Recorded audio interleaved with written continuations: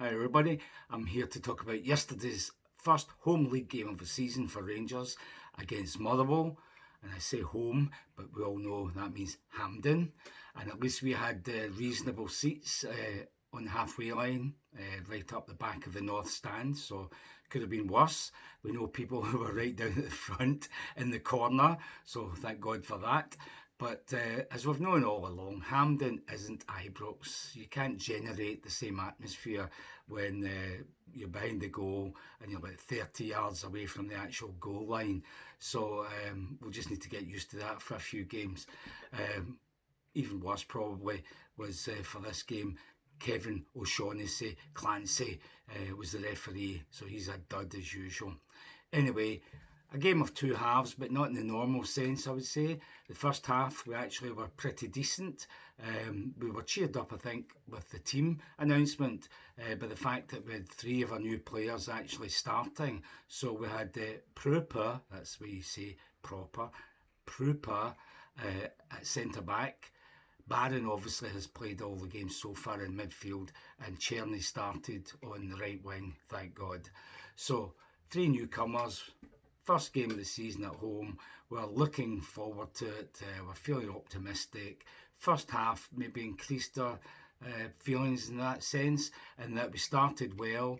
I think quite early on, through pass in the air. So Drossers running onto it, the indefatigable Drossers, and I don't know what he did. He kind of headed it past the post. It was a difficult position he was in. I think the guy even gave him a shove in the back, which didn't make any difference. So anyway, that was first chance. Then they got a chance out of a big punt from the goalkeeper, a header from us out the way, a header back to another guy who flicked it on, and superstar Lennon Miller ran in and goal and smashed it into the side of the net. And as soon as I saw it, I knew he was offside. The linesman's flag didn't go up though, and having seen it, I don't know how many times on TV and on Rangers TV highlights, the guy was definitely offside, the whole body. We're not talking a toenail. He was offside, so VAR would have cancelled it anyhow if it had gone in.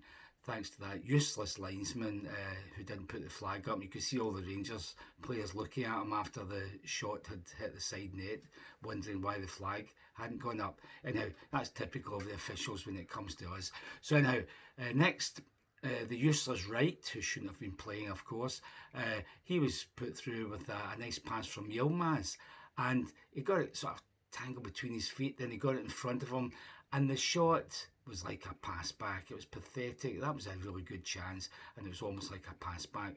Even worse, a few minutes later, Cherny actually cut inside, sent a lovely pass on to him. He ran through, rounded the goalkeeper, and then he tried to just tap it into, well, what had been the empty net.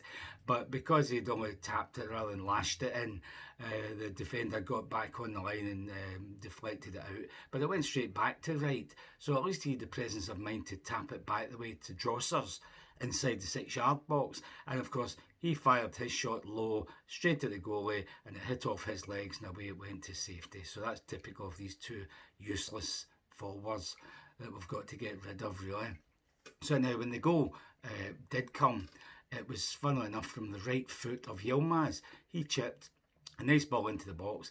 Diomande rose to head it. I thought it was offside at the time, but obviously VAR checked and he wasn't, and I've seen it since on TV and he was onside. He rose to head it, but it seemed to sort of hit off his shoulder, down into the 6-yard line. Oh no, inside the 6-yard box actually.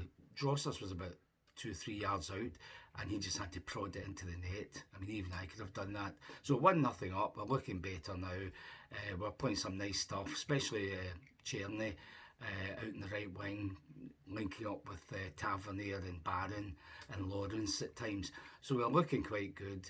Then the next thing, shock, not that long after, a few minutes later, what a terrible goal to lose. The ball was just punted out to the left wing.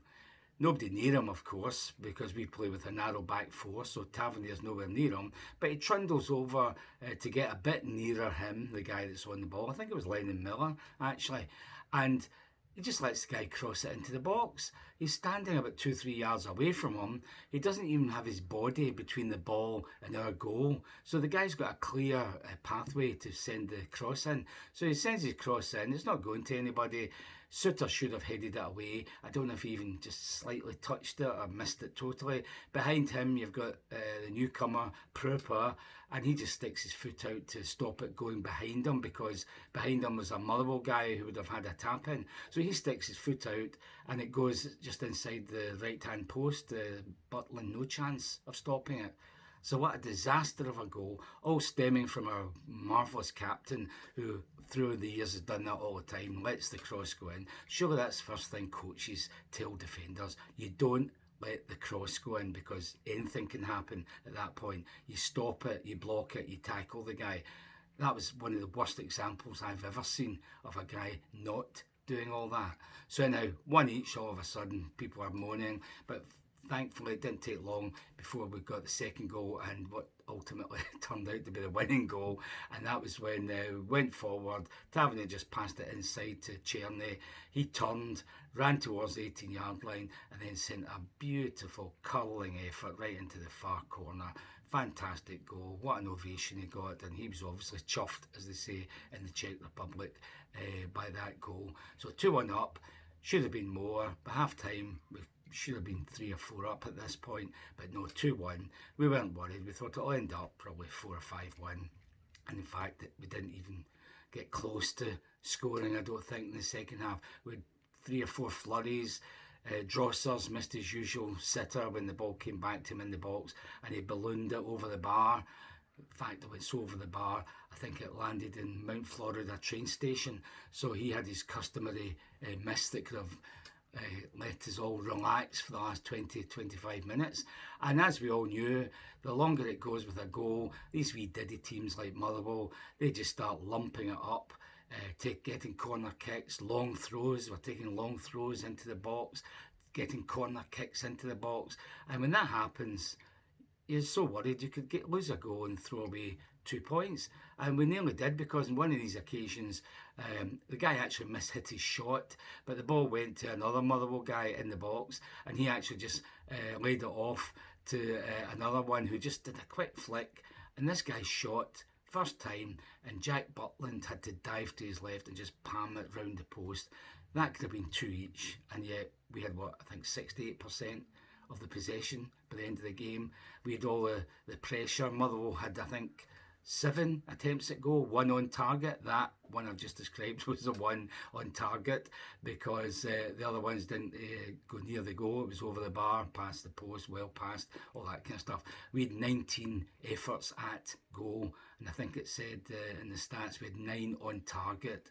So that was a game that should have been well won before the end, and you're left biting your nails to the bitter end because you haven't opened up a wide enough gap, and the other team just starts getting into the box any old way, and you never know what might happen. You might even get a VAR decision for a handball or something.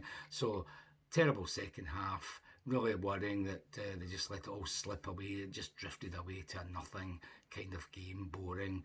Fans were leaving maybe 10 minutes from the end. So that sums it all up. We can only hope it was because it was after the game in Poland, before the crucial game on Tuesday night against Kyiv, and it's just the start of the season, because he's been talking, Big Phil, about having a team with the stamina and the energy and the determination to keep going for 90 minutes, 3 games a week between now and May. And here we are, second league game, and some of them are looking tired already. So I wouldn't be too pessimistic at this stage. Tuesday night might go a long way to cheering us up, hopefully. By the way, driving home, listening to Radio Clyde on the radio, there's Hugh Keevins, that well-known Rangers fan, telling us that he wasn't very impressed by the new guy, Proper. He had a good game. He won practically everything there in the first half. The one mistake was unfortunate because he had to stick his foot out to get to the ball, otherwise it was a tap-in from the Motherwell guy behind him. That was his only mistake that I can remember. He looked to business. We can be happy that we've got him in the defence, I would say. Ditto, Czerny, and wee Barron, once again, man of the match. All energy, determination, getting stuck in, nice passing, smooth, fluid passing, a lot of movement, always looking for the ball. Well done, Connor Barron. The rest of them, you've still got a long way to go. And as for Drossers, get rid of them.